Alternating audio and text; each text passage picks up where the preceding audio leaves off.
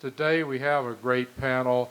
Banana from the Youngbloods, Peggy Seeger, who is here. She's left her stuff off. Thinks she's run to get a guitar or banjo. And then Freebo at the end here, who is now a great singer-songwriter, but still gets pigeonholed as a session man.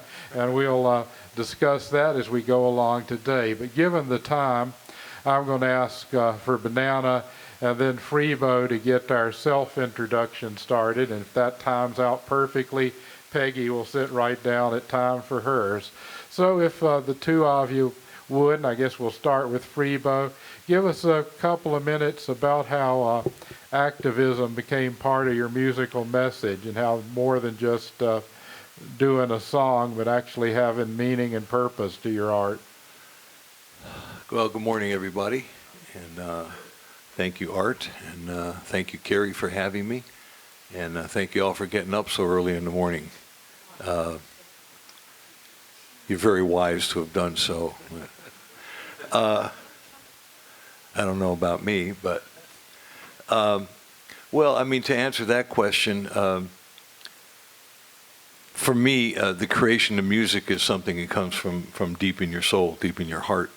And for any of us, we're connected to the human condition and to the political arena and the whole social network that we're involved in where we live. And so I would imagine that the music we make is somewhat of a reflection of that.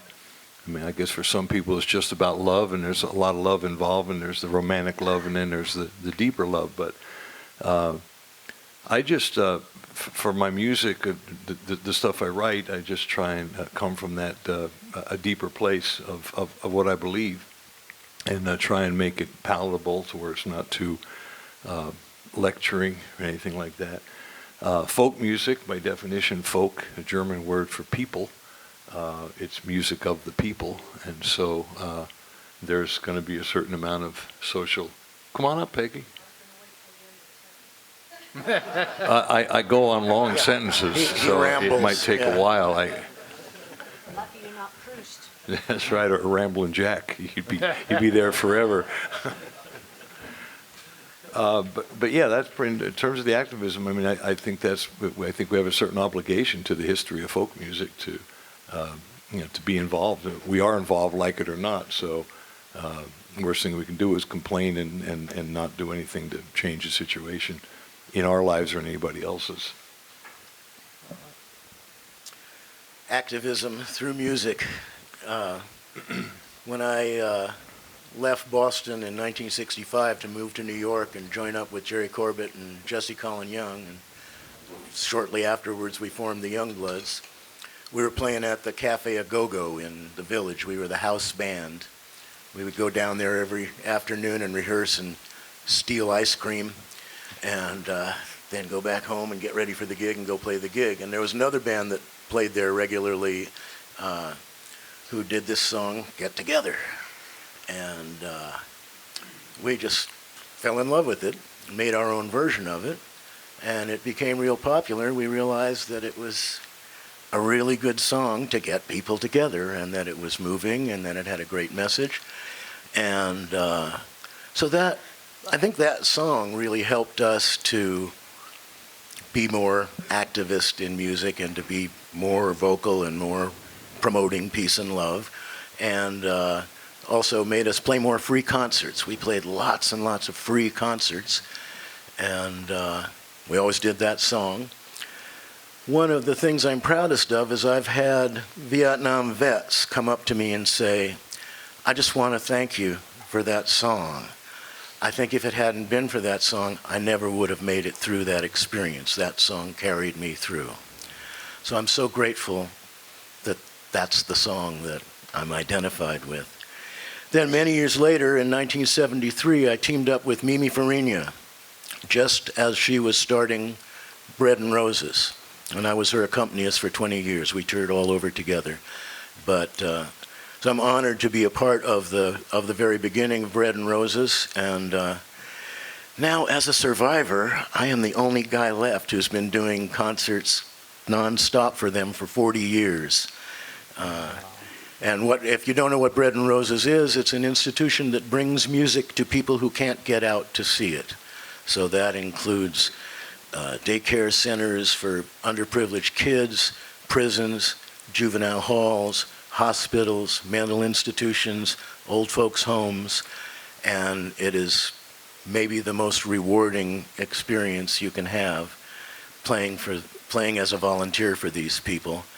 And so that's, again, activism through music, spreading.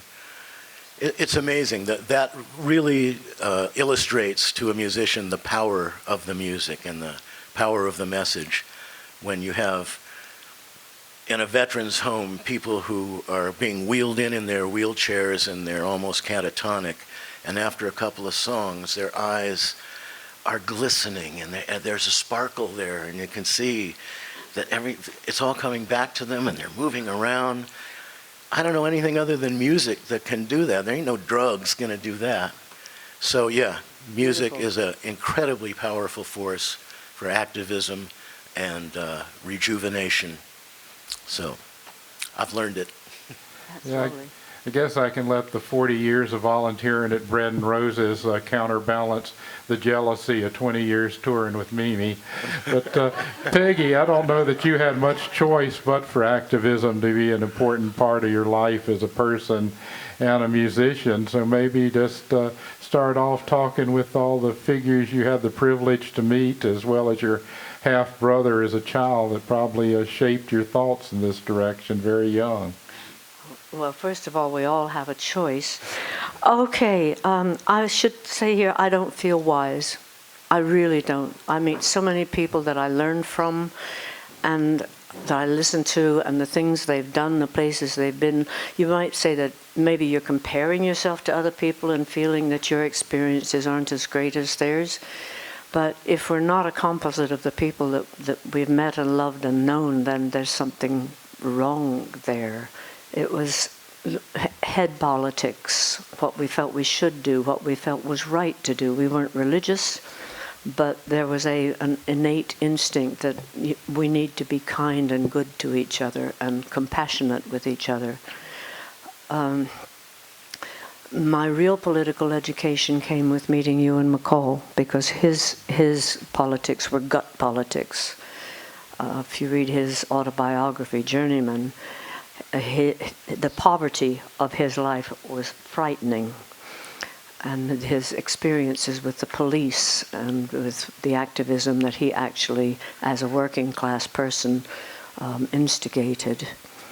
So a marriage of gut politics and theoretical politics.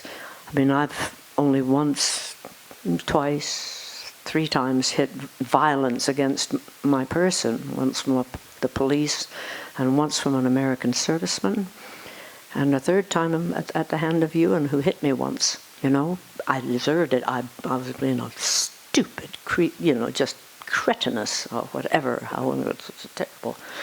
So that's only 3 times in my life that I've actually hit, something personal to make me gut responsive. I write songs, I write an awful lot of songs that are only for me to sing, which is very strange. My father wouldn't have liked that. And Pete was a little nervous with it too, because he felt everybody should sing, but that was his way.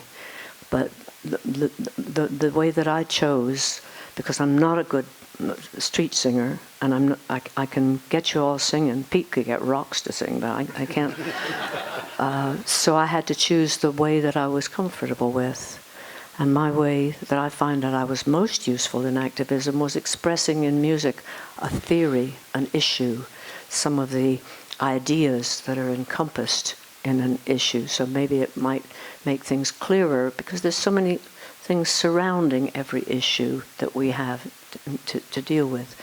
And I've made, I think, 8 or 9, 10 songs where I've recorded someone else and made their words into the song. And that song speaks out to other people who are in the same situation in a way that makes those other people not feel lonely in their situation. And that's probably been one of my strengths as an activist. And by the way, I never wanted to be an engineer. A couple of weeks ago, the speaker at our Rotary Club was one of the initial Navy fighter pilots who was a woman, and after 12 years as a fighter pilot, she got her PhD in engineering and is now the top engineer for drone technology. I couldn't help thinking about your song the whole way through her address. Something that came up when you spoke yesterday on the keynote, and my friend Shelley Ramales wrote a biography of her, and Cy Khan wrote a play about her half-sister Sarah Ogan Gunning. And since you mentioned Aunt Molly Jackson twice yesterday afternoon, I'd like to hear your thoughts about, I think she had gut politics as well, like you talked about you. And I didn't know her, although her lifespan crossed mine by about, I think, 10 or 12 years. I have an odd feeling that she may have coasted through our house because we were kind of a station on the Folk Underground Railway in Washington, D.C. And but it's the harshness. Her songs always remind me of that photograph, that famous photograph of the Depression where there's a woman sitting there like this. You know the one. And that's what her songs reminded me of, that, you know, she was like a hatchet. Her face, her voice, her songs.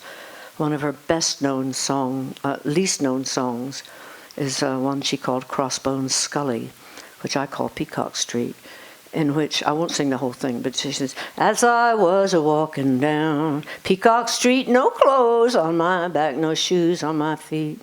I was cold, I was hungry, it was late in the fall. I knocked down some old big shot, took his money, clothes, and all. Tell me, how long must I look for a job? I don't want to have to steal. I don't want to have to rob. I mean, that's genius. And she didn't get much attention, and I read a biography of her, and apparently she was a snarky woman. yeah. You know, but why not? Her life was hell, you know. And she pulled herself through to limbo, which was good, you know. Indeed. Yeah, snarky, that would be a nice way of saying what her half-sister said. Yeah, okay, yeah, I followed that. One thing I thought in thinking about the three of you, and I like all three, we can just go from Freebo on down to Banana, is in certain ways you've had to overcome different kinds of shadows. Freebo, all his years with Bonnie Raitt, and still 100 years later, people go, oh yeah, you play bass for Bonnie Raitt. Of course, Peggy has her famous family and brother and Yeah, I'm Pete half-brother. Seeger's sister, by the way. Yes. Yeah, and Mike is a dear friend of mine, he was. And then Banana is being a member of a famous group from the 1960s with a song that'll probably last as long as songs are remembered. So has it been an effort to demonstrate your own voice, to present yourself as your own original artist instead of being shackled, shall we say, with a name or a memory? Well, it's hardly shackled. I mean, and you use the word shadow before. I mean, what a great shadow to be in. You know, Bonnie Raitt. I mean, I look back at those times, and somebody just came up to me and wanted to show me a picture of Bonnie's first record from '71, and there you are in the back of it. And somebody sent me a text from Saturday Night Live from '78. So I just went and I said, there you were. I mean, why would I want to remove myself from that shadow? So, but it has been an interesting journey for me and a challenge to realize that I had something that was eating away at me, my creative child, that was screaming to come out. And after I was blaming everybody else for not allowing me to do that, I saw the three fingers pointing back and I said, this is on me. It's when I realized at age 45 I need to start writing songs, because that would be the vessel that I could put all my ideas into. Because I had all these ideas, probably why I was a decent bass player, because I understood what the music was about, so I knew what notes to put underneath and how I could change it, how I could affect the music.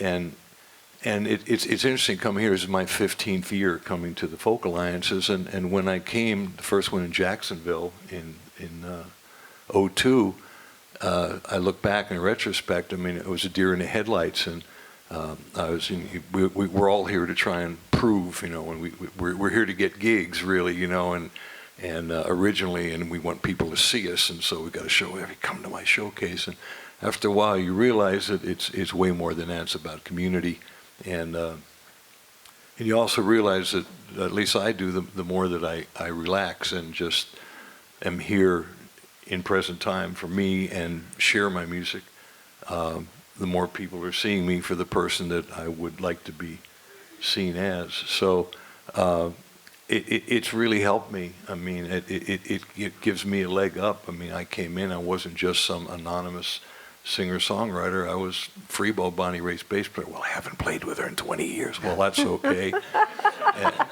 But I wanted to dovetail on your first question about music and activism, take two, because that often happens when you hear other people say it. And it occurs to me that really it's music that had me become an activist of sorts, just politically and socially aware. I graduated from high school in '62 and went to Swarthmore College, which is, a bastion of liberalism. And I had a flat top crew cut. I was a football player. I joined a fraternity. I believed in the Vietnam War. I believed in the domino theory. I was a pretty straight kid from a coal town in upstate Pennsylvania. And eventually, the doctor that I was supposed to be fell by the wayside thanks to organic chemistry and physics and calculus. Not exactly my cup of tea, as it were. And but I was always good at music. I liked it. Piano lessons as a kid, tuba in the high school band when I wasn't playing football. Learned guitar from Tuba. Tuba, yeah, I play tuba. Do you have one with you? I'll show you. Anybody have a tuba here? Actually, the tuba is a bit related to the bass. You can use it like a bass, can't you? It is a bass. It was the original bass. That's Absolutely. fantastic. Yeah, no, it's a great instrument, and it looks so cool. You like big instruments, don't you? Yeah.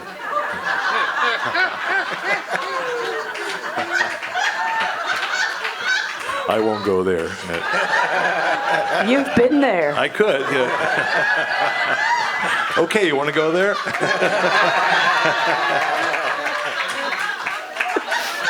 You're too old for me. Over to you. And in this corner, we have Freebo. So what happened to me, I love it. So life led me from this counselor I met, who was a Philadelphia folkie, showed me a couple chords on guitar, which I could relate to because my dad had showed me a few chords on the uke. I now was a guitar player, a couple chords. I told my high school band director, and he said, we have this old Martin in the closet, been sitting there, you can have it for your senior year. So now I had a guitar of my own for my senior year, and I met a fellow named Jerry Donahue a couple years later in a school in Germany, and I just kind of jammed with him. I went to some bass notes because I think that way, and he said, hey, let's start a band. We need to get you a bass. My first experience, come back to Philadelphia, go to the University of Pennsylvania. I bounced around to some really good schools. And I joined a glee club, and some guys, overheard some guys talking, saying, starting a band, we need a bass player. I said, I can do that. And so that became a band called the Edison Electric Band. It was 1966. And through that process, I became hippieized, radicalized, musicalized, socialized, and I started growing my hair long, and Vietnam was happening, and I found myself right in the middle of the whole 60s thing. And that's when the so-called activism and the political awareness came in, because, this domino theory. And all of a sudden, I went from, they say that drugs, especially stuff like LSD, turns you upside down. Well, it turned me right side up. And I saw, you got some? And then I met a young Bonnie Raitt, an 18-year-old freshman at Radcliffe, and she liked our band, and a couple years later when the band broke up, and she said, "I just got a record deal. I love the way you play bass. Would you come and make the first record with me?" And I did, and that led me into Bonnie's activism, which was, first of all, we played a lot of folk festivals, but Bonnie was very involved in the whole women's movement. So between the women's movement, women's liberation, and the anti-Vietnam thing, I mean, there I was now, just through no fault of my own, just life's what happens when you're busy making other plans. And so I look back on the whole process, and it really, music is what made me become who I am. I mean, it's which came first, the chicken or the egg. So I'm just grateful to be here and for the journey. That's nice. Amen.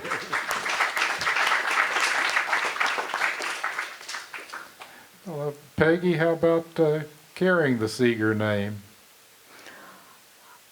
It's made it very, very easy for me. I had no fight. An example here, when I came to live in Asheville, my first house was in Montreat for 9 months, up on Swannanoa Terrace.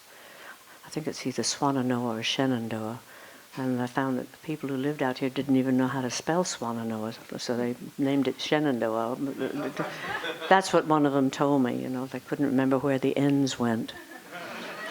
And they weren't ignorant people at all. It was a lovely, lovely place to live.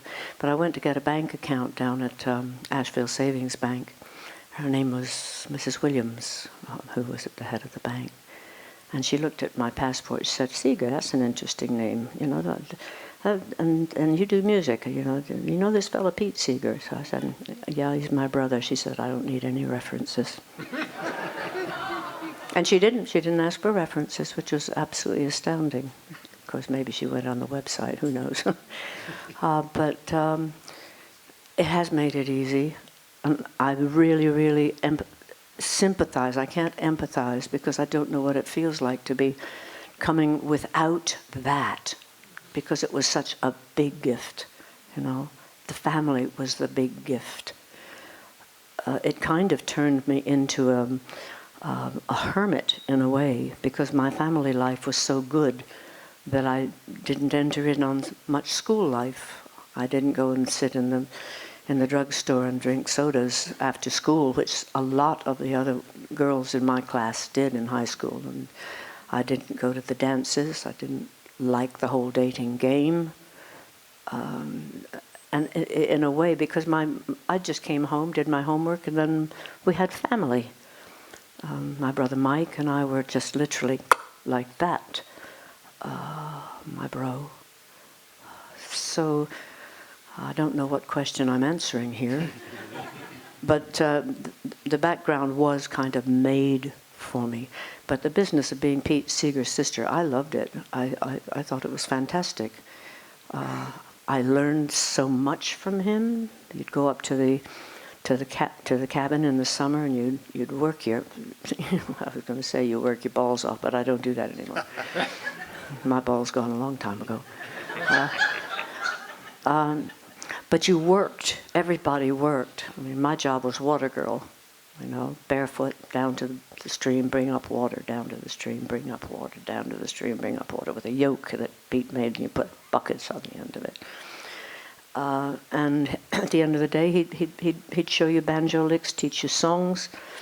It was fantastic. I never, ever, ever minded being called his sister. Once, yes, when I walked into a concert that I was giving somewhere in the Midwest, and there's the big poster, Pete Seeger's sister is singing tonight. Yeah. And it was a big day for me, though, walking down Charing Cross Street once when I first was in England.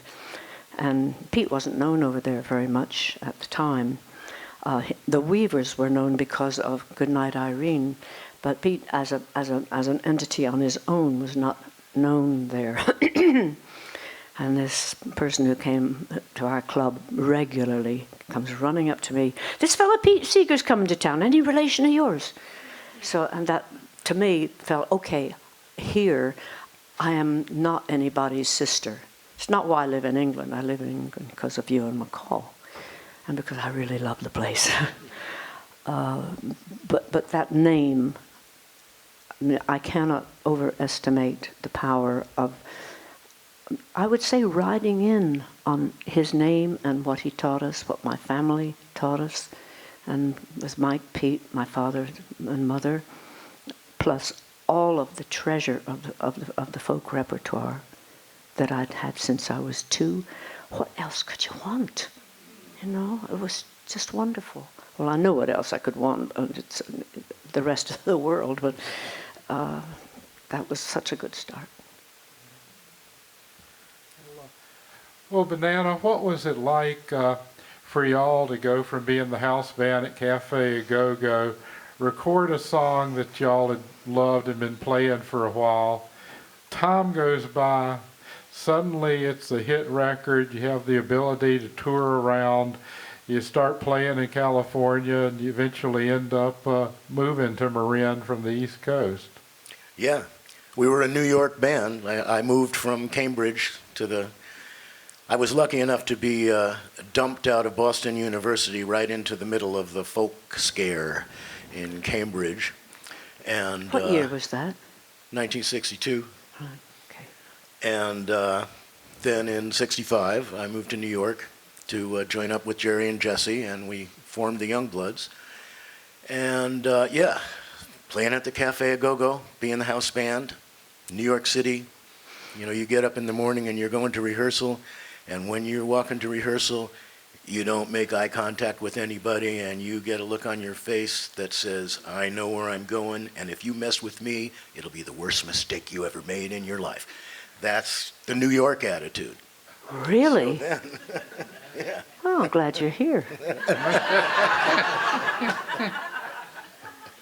But California, you come to California, we come out to California and play gigs, and it's, oh my gosh, let us give you some flowers. What would you like? We love you. Your songs are the greatest.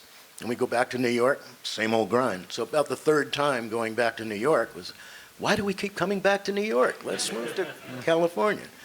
So that's what we did. Meanwhile, our song, Get Together, had been a regional hit in 1967 as a result of us going out to California. And then in 1969, it was used by the Christian Leaders Conference as a theme song. And that sprung it into national prominence, and it became a great big hit. And so with that, we were able, not just a big deal in California anymore, but we were kind of a big deal everywhere. So that's what enabled us to tour.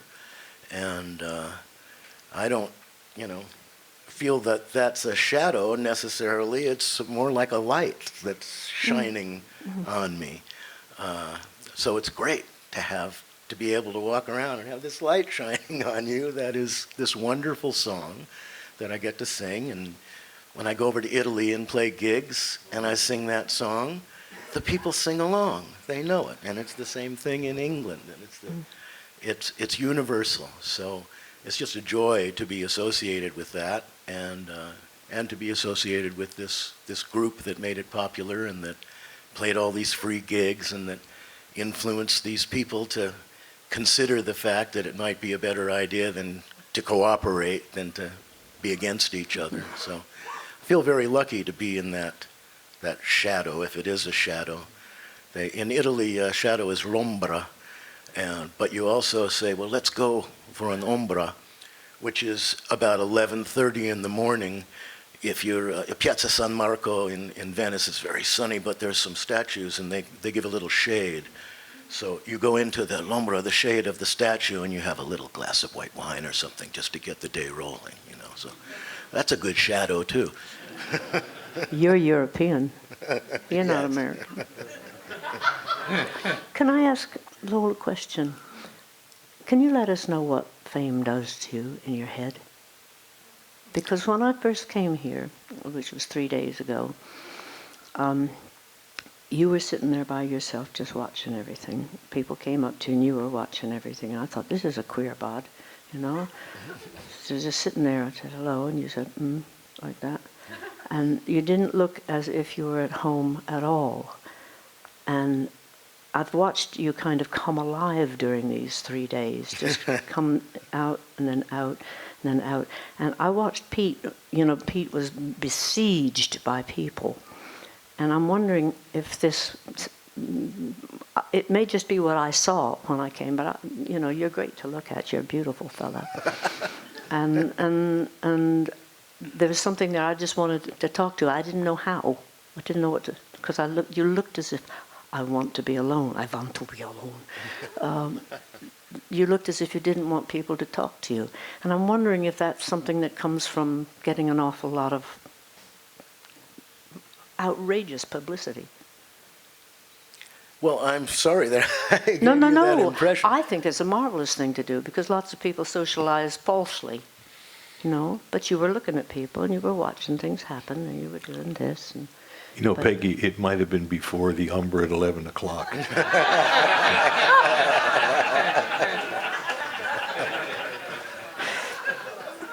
Well, it was a square dance, and dancing.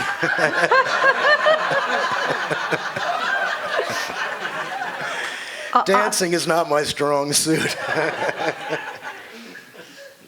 But yes, it's true. I didn't quite know what to expect here. I have been to 3 folk alliances in Kansas City, and I went to a NERFA, and this is my first SERFA, and it was going to be smaller, so I was looking forward to that. But yeah, I didn't know quite what to expect, and then the very first thing is this barn dance, square dance, and if I was playing the banjo, I'd be much more comfortable than if I was trying to explain why I wasn't going to do the square dance. But yes, as I have been here for these 3 days, it's become evident to me what a wonderful thing this is. The fact that it is smaller than the other ones gives you a chance to meet everyone else and to relax and feel more secure and open up and you didn't look make insecure. friends. No, I was just wondering what you were thinking. What was I thinking? Never mind. What on earth was I thinking? The hobby horse is galloping away into the distance. So, Peggy, do you have a question for Art?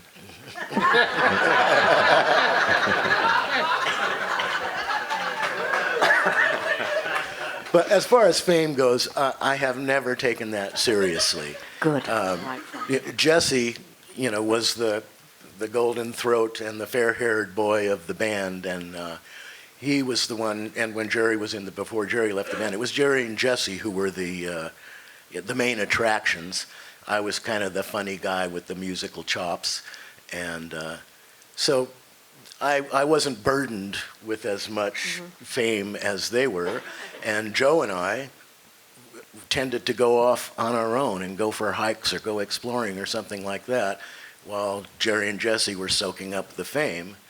And so I've just never taken it that seriously, and it's never really assaulted me. My fame has never assaulted me. That's good, well put. When Banana was talking about a light shining on him, a question bounced around the canyons of my mind. Joe Hickerson Canyons of my mind. once told me that he was in the student union at Antioch College in the late 50s, and a young woman ran in screaming, and she had just heard the Lonnie Donegan skiffle version of Rock Island Line, and she comes in screaming, "They've stolen Rock Island Line, what will they take next? Midnight Special." And they did. But yet Alan Lomax enticed you to England to play in a skiffle band, and given Alan's taste, it amazed me that he was involved in the skiffle movement. He didn't invite me to join a skiffle band. No, he wanted to form England's answer to the Weavers. And he called it the Ramblers, the Manchester Ramblers. And it was a mismatched group of, there were 9 of us, something like that. There was an African drummer. There was Bert Lloyd, Bert Lloyd, the English singer, Ewan McCall. And there was Shirley Collins, Sussex singer, Alan Lomax. There was a session bass player, the session guitar player, there was a session clarinetist, and me. And, you know, we didn't succeed and we didn't deserve to, because I think we were terrible. You know, nothing mixed. But Alan was a whole bunch of worms himself, you know. It was very hard for him because he and his father had collected all these songs, and he was always scraping for money because he was always spending it on more projects. The minute he got anything in his pocket, he'd spend it on going off to record in Sicily or wherever. And he was a superb interviewer, absolutely fantastic interviewer. There's some amazing mistakes that he made, but he just made you feel you were the best, the very best. Once he was recording a group of male singers, the guitarist singers who sing the guitars in Genoa. And this is a big group of men, big, tough men who go to, you know, fishermen. And it was raining. No, he couldn't get the right recording inside the place where they were because there was echoes and things. So he brought them out, and they're standing there in the rain singing for him. And if you've never heard these singers, it is beautiful. They sing an entire arrangement of a song, but as if they were guitars, vocables. It's glorious. So Alan is there. Somebody's actually recording, and Alan is going, bellissimo, bellissimo, bellissimo. That's practically all he knew in Italian. But this means you have been a cuckold. Yes. You got to do this instead, not this. Yeah. Anybody who doesn't know what the word means? Lovely. Okay. I mean that you know that. Alan invited me to be part of this crazy group, and it really was crazy. I mean, he felt that a lot of people had taken his songs and made money out of them and ruined a lot of them. I mean, Lonnie Donegan, if you ever listen to his version of the Rock Island Line, it goes, oh, the Rock Island Line is the road to ride, oh, the Rock Island Line is the road, oh, the Rock Island Line is the... What? You know? You know, Leadbelly, you know, the way he sang it. The English, well, it's one of my bugbears, the English singing of Leadbelly songs.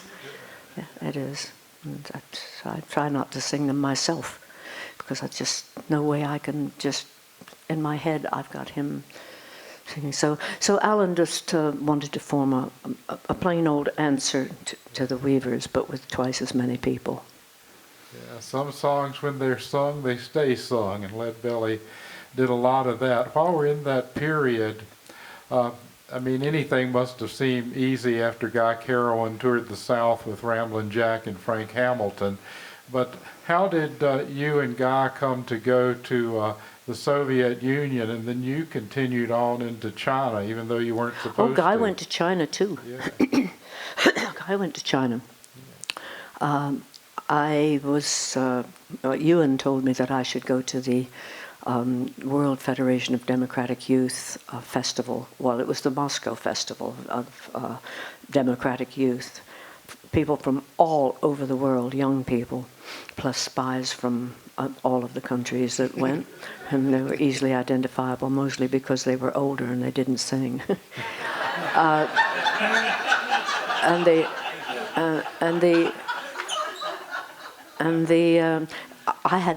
Guy had actually visited our house before that. You know, he'd come with Frank Hamilton and with hadn't remembered Frank came, but I remember he came with Jack Elliott, and I was very impressed because he washed his own clothes and he could make bread and do all those things. But we only began to sing together because it was necessary when we got there, because all the other countries had sent cultural delegations, and they had really wonderful artists doing their dances and singing their songs, and all we had was, you know, a bunch of us dressed in saddle shoes and white socks, and who would troop on stage in the Bolshoi and make fools of ourselves, doing a square dance and singing Michael Row the Boat Ashore. So I got to start singing with Guy because we were the best that we had, but we were in no way what should have been there to represent America. But, we weren't a delegation. And when we were offered a trip to go on to China, 40 of us took it. And it was a wonderful, wonderful trip, fantastic. 1957 in China, from top to bottom. Amazing. It was extraordinary. Banana, in your press material, it talks about finding your voice about 15 years ago, and Freebo's talking about starting to go to Folk Alliance 15 years ago. Like for each of you to talk about that experience of really finding your own voice and establishing yourselves as your own writers of songs and singers of songs. Well, I think finding your own voice is probably the most important thing in life. I was just, I'm a people watcher, and I was watching people somewhere, and it occurred to me that we all need a purpose, that we're all looking for a purpose. The caveman mentality is for the male to go and hunt and to get food for survival, and the female winds up through no thought of her own in caveman mentality, getting pregnant, has a baby, and has to take care of the baby, and so automatically we both have purposes. Well, fast forward to now, and there's so many people who don't have a purpose. I think it's why people like to have a job, even if it's just a so-called menial job, at least they have a purpose. They get up, they feel they have something to do, making a difference in some way. And so for us, I felt I was making a difference as a bass player in making other people's music sound better and speaking my voice, as it were. But it turns out that I had a deeper calling. And I think it's about a calling. I think we all have a calling, and it's up to each of us to find it. I found mine almost through the frustration. Sometimes the negative creates the positive. And I like I said before, when I stopped pointing and saw the three fingers pointing back at me, I realized that my frustration was self-induced, and it was my need to speak my voice, and I was only scratching the surface as a bass player. And so that's when I made that decision to start writing songs. And that was a very interesting decision, because I'd never written a song. Like I said, I didn't write my first one till I was 45 years old. And after I wrote a couple songs, I had the brilliant realization that I need to sing them, because I'm the only one who knows how they go. So now that's when I realized that I was really scared to sing. I would sing harmonies, obligatory harmonies. I sang bass in choirs. I loved that, but I didn't think much of my own voice at all. And so to be naked with a guitar and just your voice, so it's interesting that this process of having to do that from my calling, my rising up, as it were, my creative child, has forced me to do the things that I might most likely would not have done. And I said, one day I had a realization how scared I was to sing. I said, I need to take vocal lessons and deal with this block I have, and that's helped me tremendously, and get better at guitar and write better songs and go deeper and speak my voice, and whether it's a simple little dog song or a heavier song or a political song, I now feel in my early 70s that I am speaking my voice. And what's interesting is I no longer have that frustration. I no longer have that feeling in the pit of my stomach. I feel very comfortable with who I am, and I give all the credit to this process of speaking my voice, and I thank this whole organization of Folk Alliance that really has been, I don't know, an umbrella, really more of a support, kind of a cloud to float on, that it actually forced me to, excuse the French, get my shit together.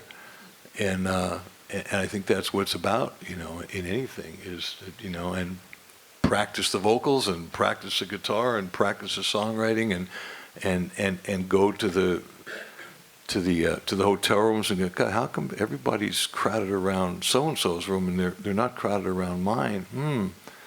Well, instead of resenting the person or getting angry with everybody else, it's like, well, what can I do to be more compelling so I have people coming around my room? So the good news about this whole thing is it's an inside job. That's what I've found, and it's up to me to. The better I get, the more people seem to think I'm better, and it's not even a question of the ego thing. It's a question of the connection, because we all want to connect, and I think that's what speaking your voice is. So I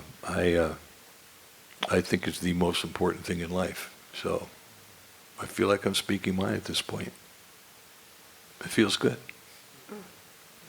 How about you, Banana? I think my whole life has been informed by songs more than anything else. I think songs have guided me through life ever since some of the first things I can remember are songs. The first ones that fascinated me that I learned the words to were Gilbert and Sullivan songs. I remember sitting on my grandpa's lap, and he very patiently sitting with me with the libretto to Gilbert and Sullivan. I was 4 or something, and I could point out every the and every it in the librettos, and he sat there while I did that. So I could read those, but I knew the words to a lot of those songs. And then on to my parents. My mother was a pianist, and so I had a musical life at home, and she had all the Broadway musicals. So Gilbert and Sullivan was the first thing that interested me, and then Rodgers and Hammerstein and Rodgers and Hart and South Pacific and Carousel and Oklahoma and all those wonderful musicals, incredible melodies and orchestral arrangements and wonderful words that really hit home to me. So I played the piano ever since I could reach the keys and figure out, oh, that sounds terrible. Oh, that sounds pretty good. I wonder if I could do that again, you know. And so I became a musician, but it was always more the playing than the singing for me. And as I got into groups that did sing, I realized, hey, you know, I can sing in tune, and not only that, I can blend with a lot of different timbres, a lot of different kinds of voices. I can kind of make my voice blend with them so it sounds like it's supposed to, like one sound when you're singing harmony. And I sang a few leads on our records and fronted a few silly little bluegrass bands and blues bands and stuff, but never really considered myself a very good singer. Good harmonizer, but not a great singer. And then I had a bunch of kids, and of course I would sing all the songs to them when they're at bedtime. They loved it. They thought I was pretty good. So does my dog. So yeah, about 15 years ago, I spent 50 years basically making other people sound good. And there ain't nothing wrong with that. That's an incredibly rewarding experience. But about 15 years ago, I was singing just on my own. I realized, you know, I think I could just do this myself. And I decided, okay, I think I want to be a folk singer when I grow up. And so just accompany myself on the guitar and go out and sing songs. And then it occurred to me, well, you know, I've gotten pretty good at playing all these instruments, and one of the reasons is because I practice. I wonder what would happen if you practice singing like that, too. And you know what? It works. You get better. One of my favorite quotes I did at our workshop was from Pablo Casals, the great cellist. And at the age of 90, in an interview, he was asked, "You're 90. You've accomplished so much. We understand that you still practice every day. Why, you know, at 90, why do you continue to practice every day?" And his answer was, well, because I think I'm making progress. And you know, Banana, that's David Ross' favorite thing. Practice makes progress. Yeah. Which is great. So anyway, I discovered my voice, and I've been nurturing it, and it gives me great pleasure to sing songs for people, and it gives other people great pleasure too. And it's not just the tone of the voice that's doing it, it's the stories that are being told, and it's the emotion that's being shared. And you know, if I sing a song that really moves me and I almost kind of starting to tear up a little bit in the middle, everybody else is starting to tear up a little bit too. So developing your voice can not only make a nice, smooth, in tune musical sound, but the human voice conveys emotion better than any other musical instrument. Well, the cello is pretty good too, and the pedal steel also. Well, and it's the instrument that gives voice to what's really inside, gives voice to your heart and your soul and your experience, and just kind of, I think, frees us all up. I know we're speaking to the choir because that's what we all do, but I think it's what it's all about. What do you think, Peggy? Well, I separate actual voice from what you present when you're actually called on to sing. And we can all pick different ways of looking at this really good question. So maybe it'd be useful to talk about, when I was at my very lowest, which was after you and McCall died.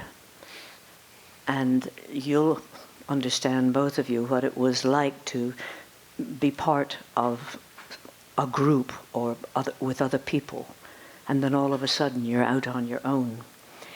And I had no idea how to be on my own, even though I got along without you before I met you, gonna get along without you now. I was going on stage by myself, even though my partner had joined me for a while, Irene, but it didn't work, so I'm out on my own. And I'm totally down as far as I've ever been in my life, in my person, indescribable. And I try to get a new agent, and he interviews me and wants a demo after I have sung in England for 30 years. So I go to the loo. I'm picturing this in my head. I go to the loo to kind of survive from this.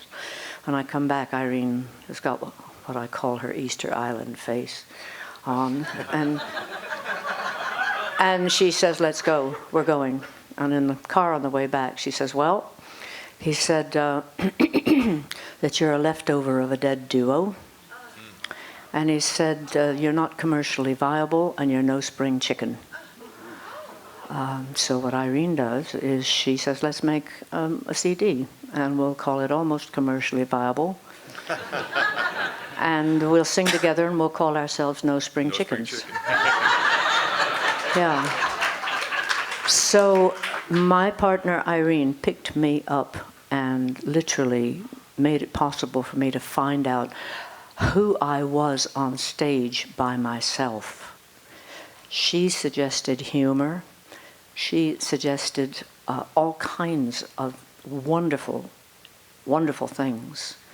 And finding out that the best way I could be on stage was just by turning it into a living room and just talking from stage, not performing, just speaking, because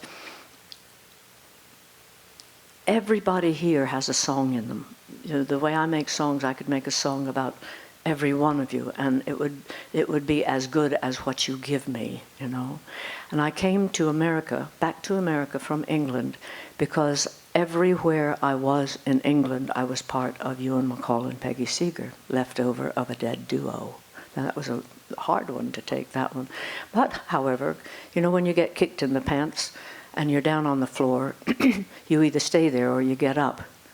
And just in getting up, it was huge to me, because it was almost like that film Ghost, where he's lying on the ground and all of a sudden he's up there looking down at himself. So I'm looking down at myself. I'm not a ghost, but I'm just something new in a different world. And that's a good way of putting it, isn't it? It really is. We're all ghosts of ourselves at some point. And it was you guys that did it over here. Because you're so ready to accept us up here on stage. I mean, when you get on stage, you can come on and you can look and it's all a sea of faces, and you can think, "Oh, these people don't like me. They're not going to like me." You panic. I mean, I don't anymore, but I used to at one point. and you feel that you're hostile out there. But you're not hostile. You've paid your money to get in. You want to enjoy. You want to be part of things. And over here, people join in so regularly.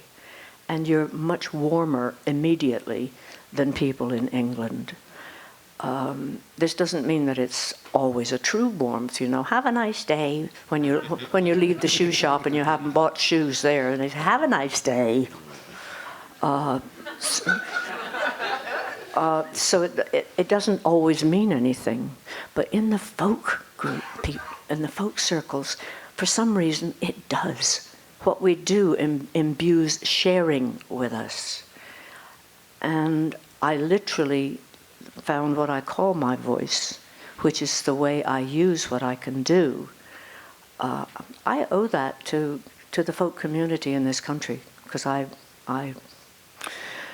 horizontally, vertically, diagonally, I've been up and down this country. I went up and down this country for 16 years, 1994 to 2006. And I just rediscovered not who I had been, but who I could have been, but plus what I got in England, which was all the theater training with Ewan MacColl, all the political work, which I don't think I would have gotten here as Pete Seeger's sister. I don't think I would have gotten it. So picking up and finding the voice, I've always, sweet William on his deathbed lay, I've always had the voice. I've always had the songs. But, you know, it's just because you have the voice doesn't mean, the physical voice doesn't mean that you have the voice that reaches. In the interest of time, instead of asking these as questions, I'm going to express 3 quick opinions and then let folks in the audience ask a couple of questions. But I sincerely believe if Freebo had started early, he would have his recognition for the amazing singer-songwriter he has. If Peggy had been a man, she might very well be considered the greatest overhand banjo player of the last 50 years. Oh, gosh. And if Banana had gone and hung out in the scene in San Francisco, he would be considered one of the guitar gods.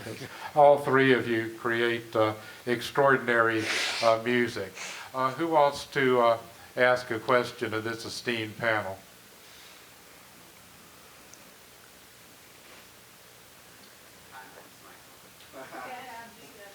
What do you have anything to say just for like you look around at the world these days and what's your commentary? Yes, you look around at the world today, and what's your commentary on it? What's your commentary? How do you see the world today, and I'm guessing is in relation to your life experiences as it's changed? I think that there's a great possibility right now that things can get a whole lot better. And Well, they couldn't get much worse. but yeah, but the only way it happens is if we stay together, get together. There's a song there, Banana. I mean, So yeah, I am. Things look pretty bad sometimes, especially if you watch TV. But I think there's a whole lot of hope now, and I think we're right at the brink of a great opportunity to bring a little more peace and justice to the world. So, yeah, I'm hopeful. what do you think, Peggy? I have a feeling it was aimed at you, the question. No, I think it was aimed at all of us because we sing what we feel. I think it get better. I think it get worse. I think a lot depends on what a lot of us do. I think maybe getting a new definition of politics might be a good idea. That politics is the science of human organization, and anything we do is political. It is. And people say, "Oh, I'm not going to vote. I'm not in politics," but there are so many little tiny jobs that anybody can do to make things better. And even just picking one even if it's just picking up litter on your street, just one little thing to make your own circle wherever you are better. Because these are concentric circles. They all meet together. They're not just your circle. They impinge on everybody else. We found in Jamaica Plain where I lived, my neighbor and I walked up and down our 5-block street once a week and just picked up all the litter. And we noticed that week after week there got to be less litter. People don't throw litter out on an already clean street. And that's tiny. But you, as the song says, choose your issue and choose your place. Choose your level and choose your pace. There's a job for everybody here. And that's the only way we'll make it better, is if we do something little. Oh, one more from the audience? Did you answer the question? I didn't. Yes. My name is Erin, and I wanted to say thank you for sharing all this experience with us. It's really neat. And I also wanted to say that I think all three of you have really gracefully transitioned from your very fiery youth, and you were in a group called the Young Blood. You know what I mean? Like, you somehow very gracefully, at least from my point of view, transcended out of that into this wonderful next place that you're in. And as I'm looking coming to the center of my life, I wonder if you have any words about what it's like to come from that fiery place of youth to this graceful place that you seem to be in now. Yeah. About that? What's it like to come from a fiery youth to the place you're at now? Yeah, it's really been great in the graceful manner in which it all seems to have done this. Maybe it doesn't feel like that to you, but it certainly seems like that here. I'm going to take my moment to answer that from my perspective. First of all, thank you. It's a beautiful compliment. Yeah, and it is a fiery thing. It's I mean, there's a lot more energy when you're younger, and there's a bit more wisdom as you get older and you learn how to use the energy. And what Peggy was talking about is the down times in life. You know, when life knocks you down, I find that's when you get soul, because it's all about how you get back up and whether you get back up and the choices that we make, and that's where we get the strength. It's the way a muscle's built. You know, to build a muscle, you got to tear it down, and then it rebuilds itself bigger and stronger. And so, and I think grace is an interesting thing, because it's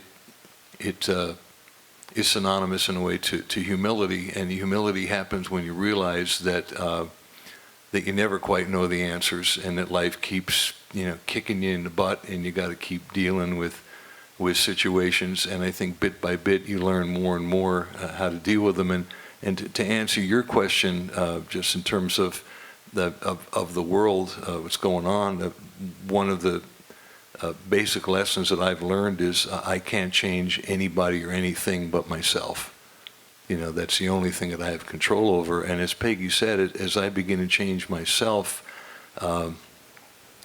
it actually seems to bit by bit change the things around me. It's interesting that the street metaphor is a beautiful metaphor, and people see a cleaner street and then they're a little more reticent to throw something out on it, and that's where the political thing comes in, because politics is the politics of people, and so often we run away from it because politics has gotten a bad name. But it's not just a question of voting; it's just a question of being aware, and for each of us doing our part, to make this a better place. And the only place we can do it is starting right here.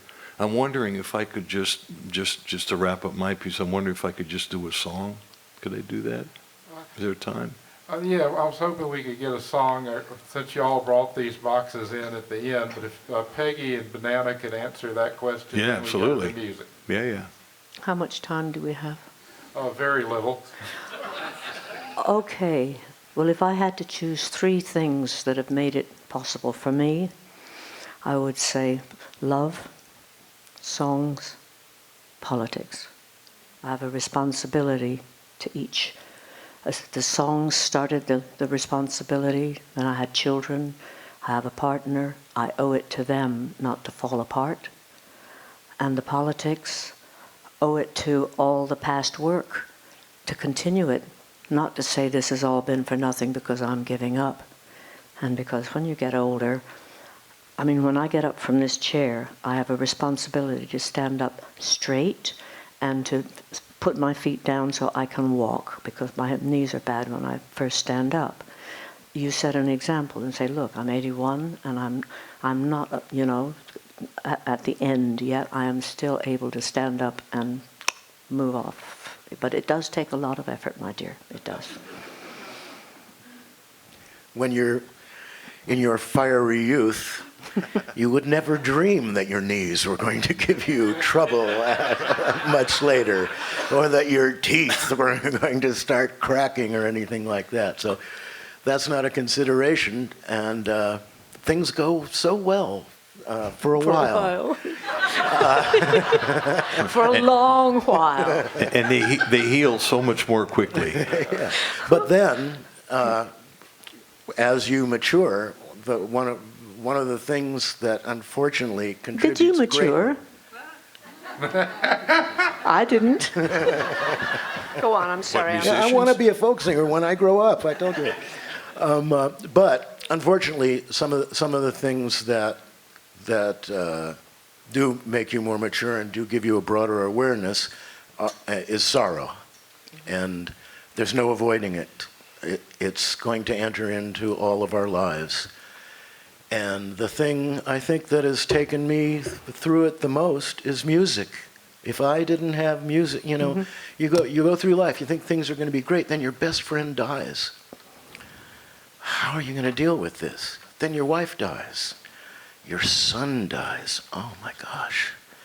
If I hadn't had music to fall back on right away, a gig to go play a few days afterwards, I can't imagine how I could have possibly made it, because it can all come out. You can just let it all out through the music, and it's difficult, at least for me, to do it any other way. And the music is just such a wonderful release and vehicle to share the sorrow and let it come out and heal. So, that's a big part of the transition is finding a way to deal with the sorrow and to try to turn it into joy. There's a great instrumental on a Bela Fleck album called When Joy Kills Sorrow. Mm. Beautiful song. Yeah, Bill Monroe, a radio station call letter phrase from his youth. But I knew about knees when they carried me off the field at 18. But Freebo, Peggy, could I just say 10 seconds here? I don't think I'm listed, Carrie, in the mentoring list, but I'm mentoring from 3 to 5. Am I still mentoring from 3 to 5? Yeah, well, And do folks know about that? what I think we'll do with Peggy is maybe have you come back in here and having a group session. Mm-hmm. Whatever you want, as long as folks know about it. Yeah. Let me just announce that now. I do believe there's a sound check at 4, however, in here. So, yeah. Alan, what time is sound check? 4 to 5:30? I don't have to do this. I just thought, I'll make an announcement at lunch. It'll be solved. that's it. Okay. She can solve anything, this woman. I know. One song, and thanks to Freebo, Peggy Seeger, and Banana. Thank you.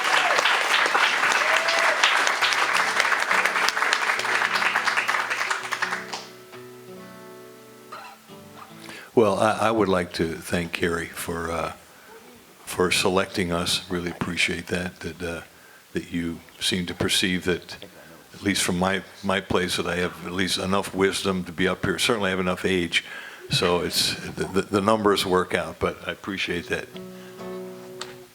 You got this guitar happening? Hello?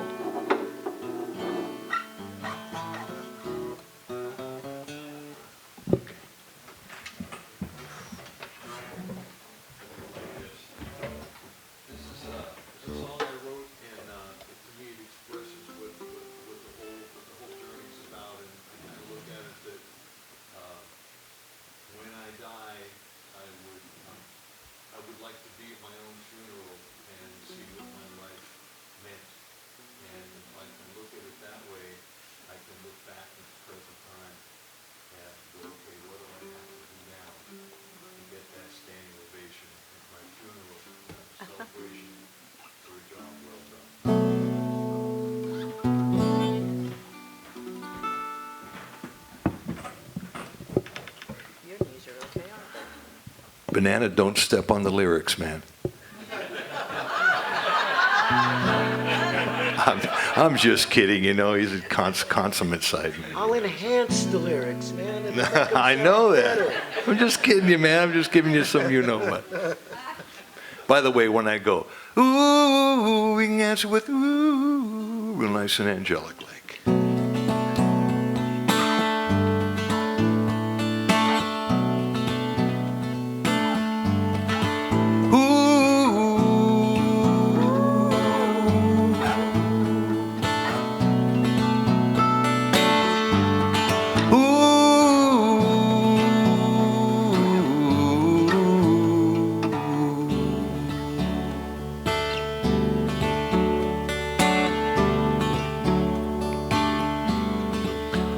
If life is a comedy, the part that we play is never as clear as it could be.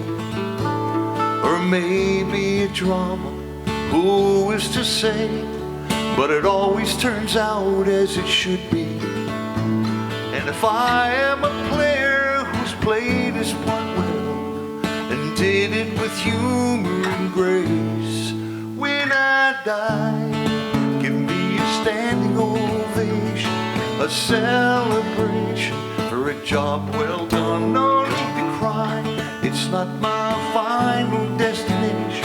I'll be at the station when the train comes by. Ooh. You write your own story as the pages unfold, but you're never quite sure of the ending. Maybe it's destiny, maybe it's choice, maybe we're all just pretending. In a tale of a lifetime, if it all comes around and you only receive what you're sending, when I die, give me a standing ovation, a celebration for a job well done. No need to cry, it's not my final destination. I'll be at the station when the train comes by.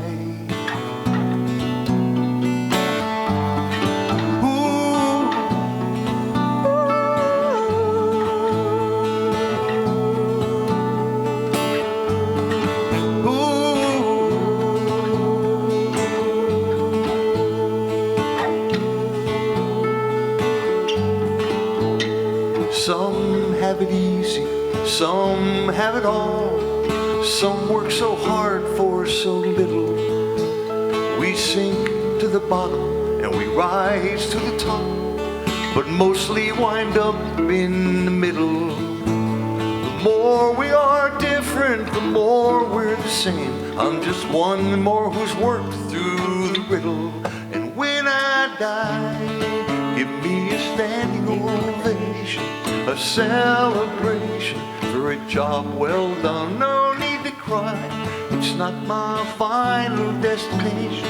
I'll be at the station when the train comes by. When I die, give me a standing ovation, a celebration for a job well done. No need to cry, it's not my final destination. I'll be at the station when the train comes by.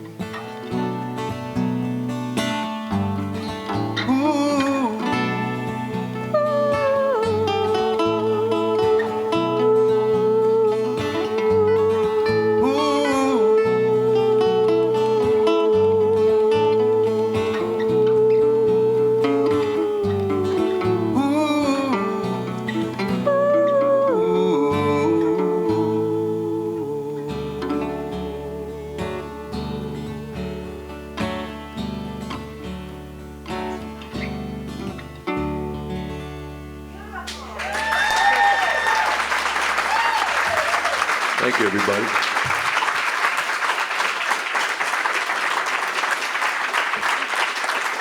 Thank you, Art. Thank you, Freebo, Peggy, Banana.